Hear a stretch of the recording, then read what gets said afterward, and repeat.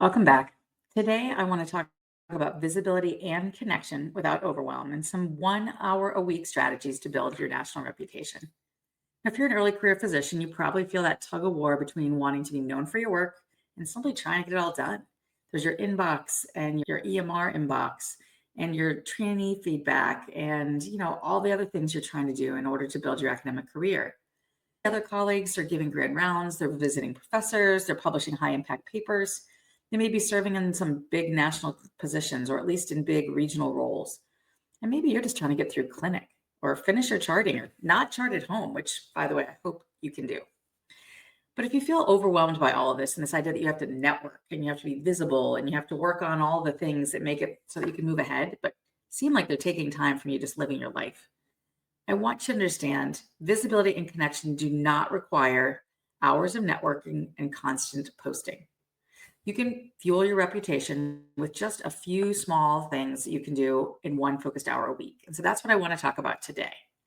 Now, the key thing in this is that you actually have to protect that hour by scheduling like you would a clinic case or a procedure. You can't skip patient care and you don't skip career care either. So that's where I want to start today. Now, early in my career, I was doing all the right things. I was lucky enough to have a stay at home spouse, and I was seeing patients, I was mentoring trainees, I was publishing papers, but no one outside my division seemed to notice. I would scroll through conference programs and wonder why others were invited to speak on topics that I had spent several years researching, that I've been publishing about. And like many faculty, I assumed visibility would just come to me. Somebody would notice what a great job I was doing, and they would pluck me and throw me on the stage somewhere. Well, it didn't really work that way because what I didn't realize is all that churn, I wasn't doing the job of making connections. And so some of that visibility requires you to have intentional connections, not accidental discovery. One afternoon on a Friday, I actually just gave myself an hour to focus on connection, and that hour became really important for me. Now, some of it was not quite one on one. I wasn't always sitting in my office coming up with a plan. Sometimes it was a meeting. And there was a doctor who I'm very good friends with now, but at the time we were just getting to know each other and we said, let's write something together. Let's pool our patients. And we sat down, we thought of some ideas, we thought the gaps in the literature were, and we put something together. And that 30 minutes that we spent thinking about how we wanted to collaborate turned into something where every year we wrote a paper together. And one, it was fun and I really enjoyed it. And two, we helped move the literature forward. And it was a better paper because we had data from more than one institution. Now, there's other things you can do, and I've done some of these more recently. One is send a note to somebody I've met at a conference, and a handwritten note sounds great, but an email is fine, or a text message. Connecting, letting them know that you remember the conversation, that you're interested in the collaboration, that if there's something comes up in the future or a panel that you could collaborate on, that is a great way to start a relationship. You can also nominate a colleague for an award and get on their radar, or post a reflection about something you saw on social media. You may tag them in something on Instagram and show a picture of them on the panel or cite the paper. All of those things are great. And I've yet to meet the person who does not like to be cited in somebody else's paper or on somebody else's social media. The other thing is you can pitch a panel using them as the expert and you as the moderator. And so I did that. It was a great way, I think, at the beginning of your career to really get some prominent people to be aware of you, and also for you to be on their radar in such a way that they know that you're organized, you're thoughtful, you ask good questions, and you make it easy for them. So it makes it easy for them to say yes to you that time and in the future. So I suggest you start small, start with some genuine connection, an email, a text message, just reach out to somebody. Now, my 1 hour visibility routine is really helpful, and I want to go through it first. So in the first week, I want you to connect. Reach out to somebody new or an existing colleague. It could be somebody who is a journal editor or society member or program committee. So if you're a hospitalist, it might be a national expert on quality improvement. Or if you're a psychiatrist, maybe it's a mentor who developed a training curriculum years ago. Pick whatever speaks to you, but send a short message. I really enjoyed your presentation. I'd love to connect with you about how you designed that, or opportunities to present it in a different setting or to collaborate on something in the future.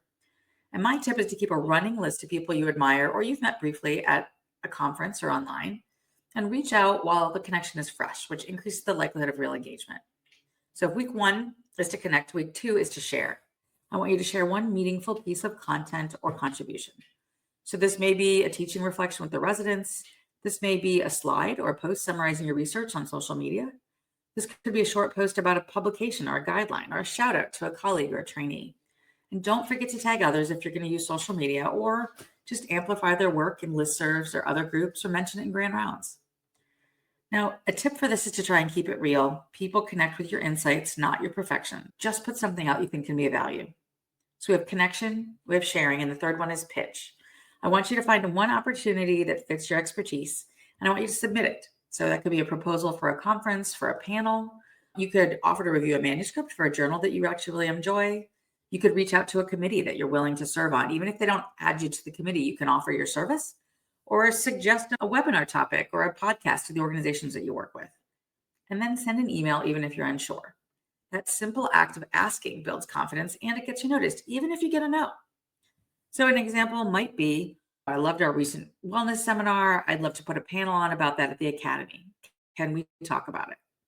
But I want to make sure you remember that perfectionism kills momentum. You can refine it later, but opportunities only appear once. Don't write the perfect email.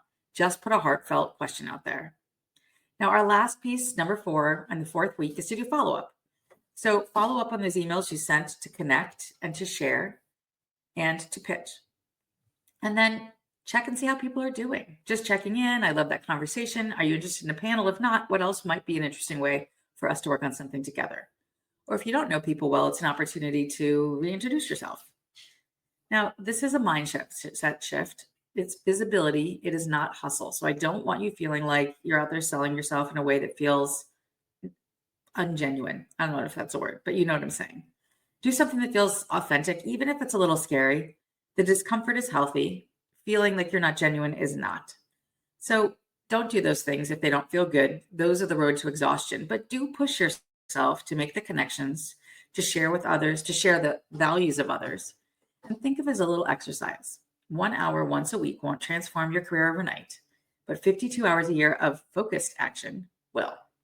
So over time, these can lead to invitations to speak, collaborations with other departments, invitations to be a visiting professor, leadership roles in your professional society, local, regional, national, and recognition by the promotion committee that you are making a contribution. I do recommend you stack your visibility hours, something you already do, like right after a clinic sign out or your weekly research meeting, so that you're more likely to do it. And then I want you to think about your visibility and connection without overwhelm plan by writing it down.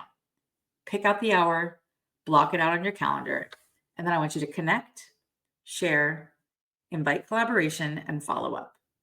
Track your efforts and celebrate the small wins, and prioritize consistency over perfection. It's all about visibility and connection. It might be something as small as saying great talk to somebody when you hear a great talk. Thanks for joining me this week, and I look forward to talking to you soon.